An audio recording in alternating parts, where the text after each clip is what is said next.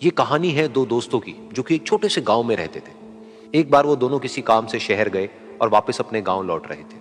उनके गांव तक पहुंचने के लिए उनको एक घने जंगल से होकर के गुजरना था और जब वो उस जंगल से गुजर रहे थे तो एक दोस्त को प्यास लगी और वो पानी ढूंढने के लिए रास्ता भटक गए। थोड़ी ही देर बाद शाम हो गई और रात होने ही वाली थी।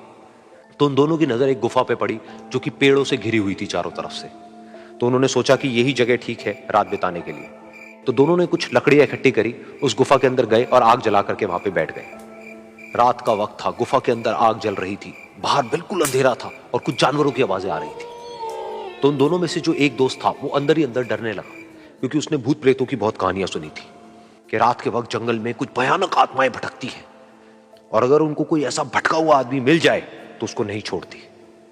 तो जब उसने भूत प्रेतों की बात अपने दोस्त से करी तो उसके दोस्त ने हंसते हुए उससे पूछा, क्या कभी तूने किसी भूत को देखा है?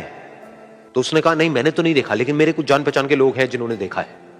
तो उसके दोस्त ने उसको समझाने की बहुत कोशिश करी कि यार ऐसी सुनी सुनाई बातों पर विश्वास नहीं करते हैं, अब तू सो जा और मुझे भी सोने दे, मुझे नींद आ रही है। और इतना कह करके उसका दोस्त वहीं पर लेट गया और थोड़ी देर में सो गया। लेकिन वो जो अंदर से डरा हुआ था वो लेट तो गया, लेकिन उसको नींद नहीं आ रही थी। उसको लग रहा था कि शायद यहां पर कहीं कोई है जो छुप करके कहीं से उसको देख रहा है। उस आग की वजह से कुछ परछाइयां बन रही थी वहां पर पत्थरों पर, तो उन परछाइयों को देख करके भी वो डर रहा था। फिर कुछ घंटे तक ऐसे ही चलता रहा। फिर उसके बाद में क्योंकि वो थका हुआ था तो उसको नींद आ गई। लेकिन नींद आने के कुछ देर बाद ही उसको एक सपना आया।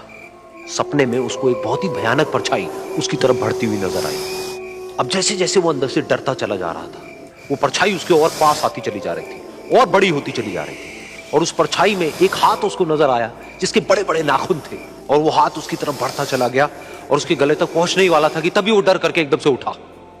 फिर उसने अपने दोस्त की तरफ देखा जो कि सो रहा था, उसको पकड़ करके जोर से उठाया। फिर उसने अपने दोस्त को बताया कि उसके साथ में क्या हुआ।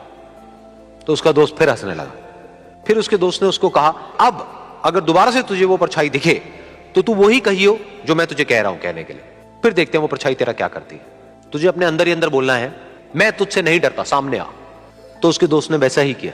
थोड़ी देर बाद दोबारा से उसको सपने में वही परछाई नजर आई और वो परछाई धीरे धीरे उसकी तरफ बढ़ने लगी। लेकिन इस बार वो उस परछाई से डरा नहीं, बल्कि अपनी पूरी हिम्मत जुटा करके उसने वही कहा, मैं तुझसे नहीं डरता, सामने आ। मैं तुझसे नहीं डरता, सामने आ। मैं तुझसे नहीं डरता, सामने आ।